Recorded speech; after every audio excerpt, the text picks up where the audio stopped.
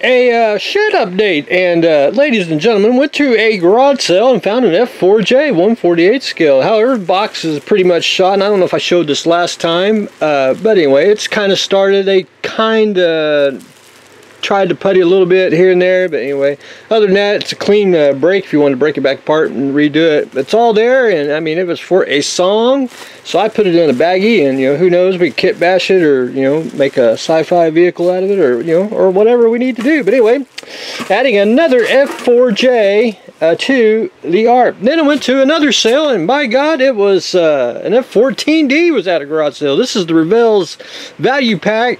I'm not a real big fan of the model kit as the box art. I just think it's unappealing, you know, other than, you know, like something painted, you know, makes it look much more interesting. It's all there, and kudos to the bottler if they did it. If they used the 3 paints that come with the kit to paint the model, because that's all you need, nothing else to buy. Anyway, if they can pull that off, that is a unique thing. But anyway, I don't, you know, it's just one of those.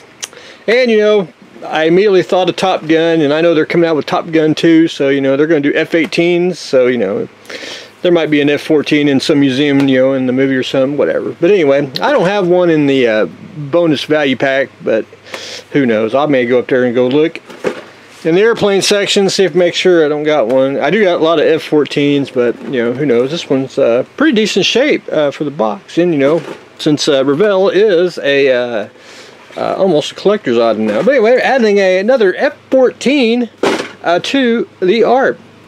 Concept art. And I got smart and I went ahead and I laminated the one that I printed out earlier. This is Chris Mason's concept art for Mobius models / Pegasus. This is for the Martian. And they didn't do the base that he drew. I actually built this base and I can't find it. I don't know where I did. I put it somewhere, but anyway, we'll try to hunt that down. But anyway, one of those bases, I made that to go with the kit. Kit's somewhere in there, but anyway, concept art. Well, Mr. Mason, he posted the Egg Viper on his Facebook page, and he did the concept for that kit, which is right there. And he also did another one, which he did basically a plain view of it, and it's one of those I went ahead and printed them out since he basically reminded me that he did it, and I went ahead and laminated them, and maybe someday I'll get an original, but I thought that would make a excellent addition to the art, because I do like concept art because it matches the kits that come with it. And the only other thing that I know concept art is I know Aurora did it, and there's like the Fly, which that reminds me, I gotta pick him up. He fell out. Oh, that's my Fly when the Mobius / Pegasus Hobbies comes out with the Fly kit. But anyway, I know they did some concept artwork, and they did it for the Fly, and they did it for Mr. Spock, and I probably don't have one handy. Probably not. Oh, I do. There's actually a 1/12 scale concept art from Aurora of Mr. Spock standing in front of the console from the bridge. And I always wanted to make a kit of that. I thought that would make excellent. I know there's some DENCOM ones too, or excuse me, monster scenes. But anyway, other than that, I don't know if there's any more concept art for you know, Monogram if they did it, or Polar Lights. You know, I know they did, you know, reissues of old Aurora stuff, but I wonder if there's any more concept art for, oh, you know, Lindbergh, you know, Revell. You know, I just was curious. But anyway, we're adding another piece of concept art to the art.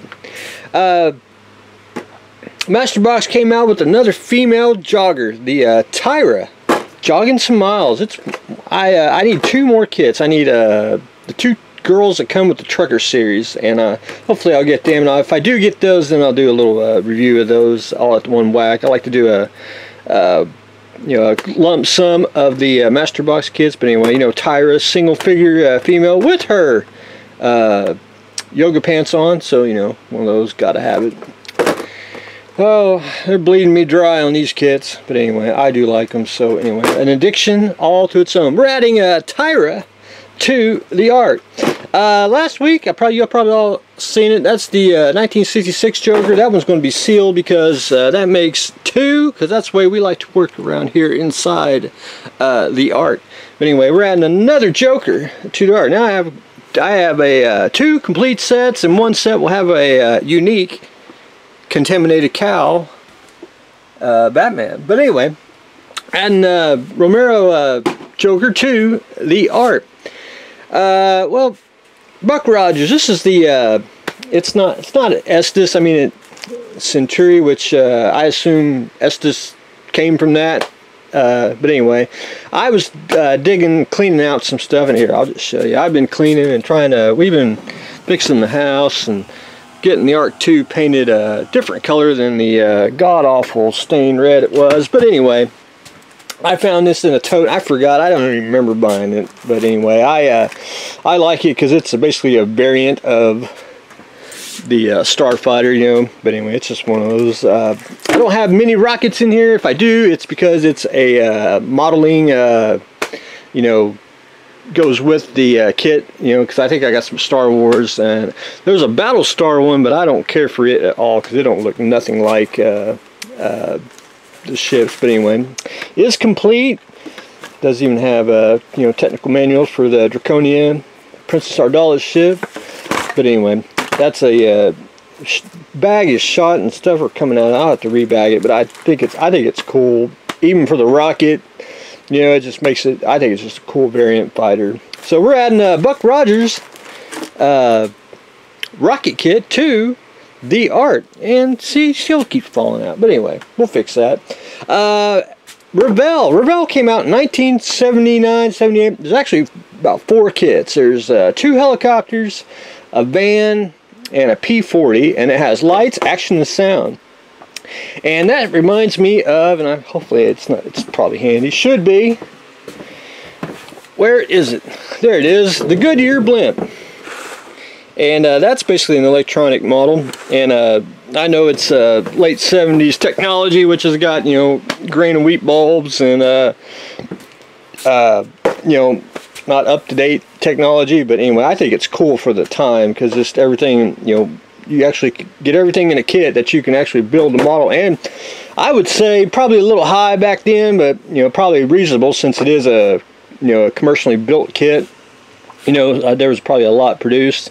But anyway, I actually never did seen one of these, and I was fortunate enough to get one, and I thought that would be a unique little a unique addition to the art. But anyway, one of those kits there where, you know, it's the snap fit, which I think they could sell kits today with a little bit of a light kit in it, you know, just like Revell did. But anyway, I thought that was unique, and you know, we like odd stuff here in the art. But one of those kits, where did I read that?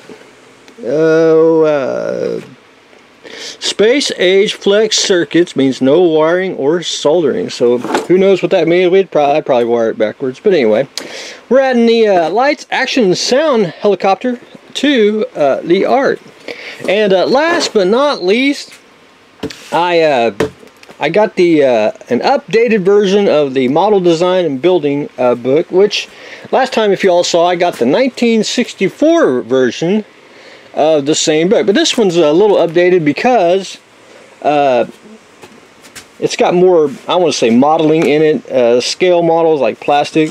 And I'll get back here. It's pretty much the same book. It talks about designs for cars and everything, but when you get back here, it talks about science fiction. Now, if you go to Wonderfest, they have what's called Iron Modeler, and this basically reminds me of that, where they're jumbling stuff together and kit bashing their own, you know, spaceship. That just reminds me of that. But it talks about science fiction models. There's the Maquis ship.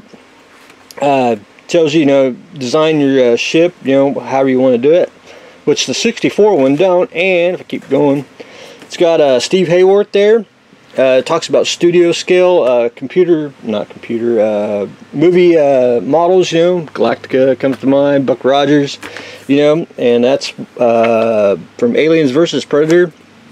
So, you know, it was one of those. I wanted to have the newer book to go with the older book. I thought it'd make a nice little companion to the art. But anyway, it talks about the same thing, shows you tools. Of course, I've never probably had to use a wrench on a model. I may have beat it with the model, but you know, I don't know if I ever used it. But anyway, it's basically the same thing as the 64 version, just a little more updated. But anyway, that's what I've got going on today. We're adding another model design building book to go with the other 1964 book. We're adding a lights, action, and sound model kit, adding a Buck Rogers rocket, another Joker, pretty Tyra, and we're adding some good old-fashioned concept art to the Ark. So that's what I got going on today, so stay tuned for the next exciting episode.